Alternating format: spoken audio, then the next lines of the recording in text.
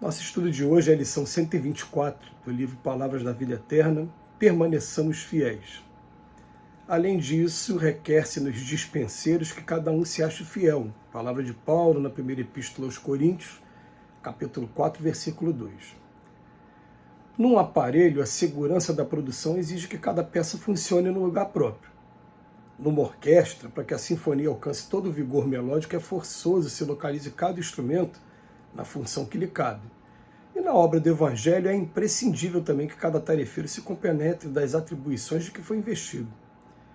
Dirás que o Senhor liquidará todas as necessidades, que Ele não dorme sobre as promessas feitas, que a sua infinita bondade solucionará todos os problemas, que a nossa fé precisa sustentar-se incondicional, e estarás proclamando a verdade, mas a verdade não endossa a preguiça ou a imprudência dos servos.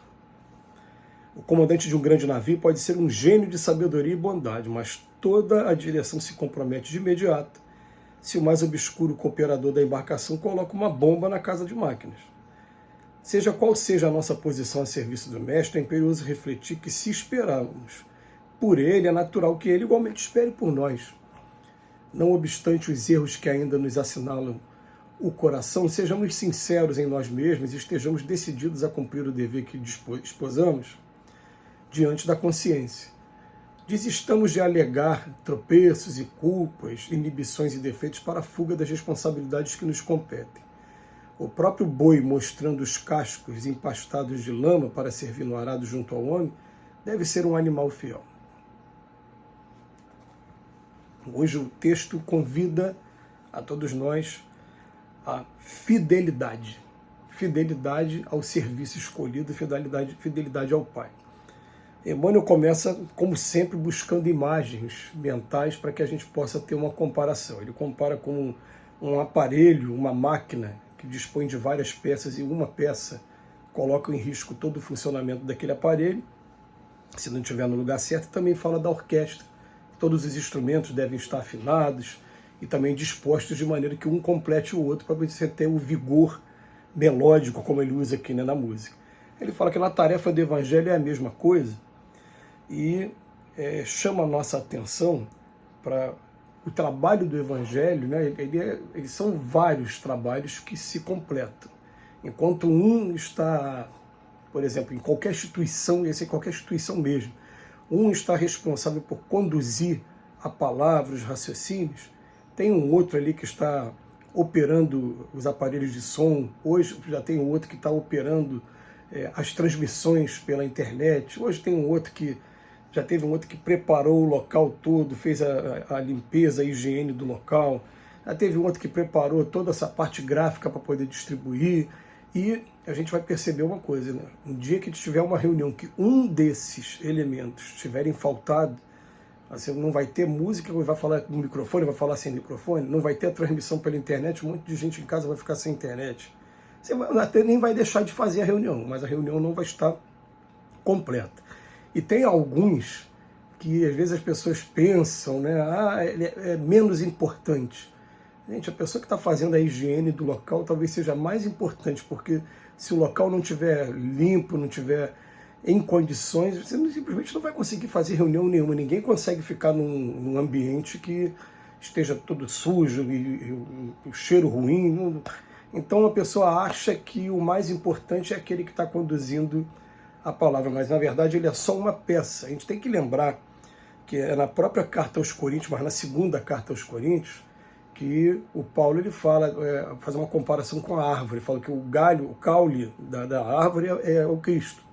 E todos os galhos somos nós, mas cada galho vai ter uma função diferente e cada galho desse precisa manter a fidelidade àquela atribuição que você escolheu. Ele até usa aqui a palavra dentro da consciência, diante da consciência. Tudo bem, diante da consciência a gente sempre aconselha inicialmente aqueles que estão aí sendo os aspirantes a trabalhadores da casa espírita, das igrejas, dos locais que...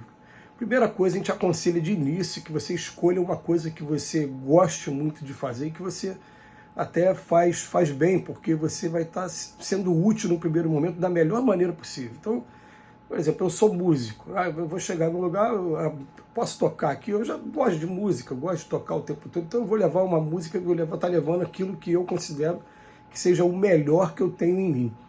Naturalmente, com o tempo, as necessidades mais emergentes elas vão aparecer, e quando essas necessidades aparecerem, aí a gente vai se candidatando, né? Olha, eu posso tentar fazer isso aqui, eu posso aprender. Aí sim, aí entra na coisa que ele fala da consciência, o dever que exposamos diante da consciência. E é interessante que até a espiritualidade amiga, né, ela vai te direcionando de uma maneira a você ir de encontro daquilo que é necessário, mas que você ainda não tem condições. Eu vou dar aqui, por exemplo, vou dar um exemplo comigo. Eu, por exemplo, eu ainda hoje, se eu precisar tirar sangue, para fazer exame de sangue, eu não gosto de olhar o meu braço. Eu coloco o braço ali para a pessoa tirar o sangue, fecho, né, os olhos, viro para o lado. E algumas enfermeiras até brincam com isso e riem disso. Mas é uma deficiência minha. Hein? Tem gente que tem uma facilidade danada.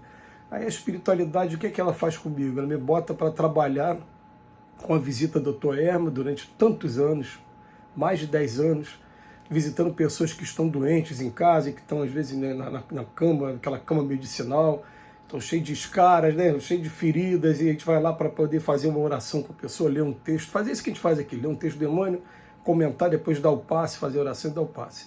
Então eu fui obrigado, durante um tempo, e até por questão, né, que o nosso coração vai sendo tocado com o tempo mesmo, a presenciar aquela situação e aquela situação deixar de ser uma dificuldade minha. Então a gente vai perceber isso, vai perceber que no primeiro momento a gente escolhe, né? Daqui a pouco, naturalmente, as coisas vão escolhendo a gente. E aí, o que ele recomenda aqui para a gente? Para que a gente seja fiel. E seja fiel não é só chegar ao ponto também de, como ele diz aqui, né?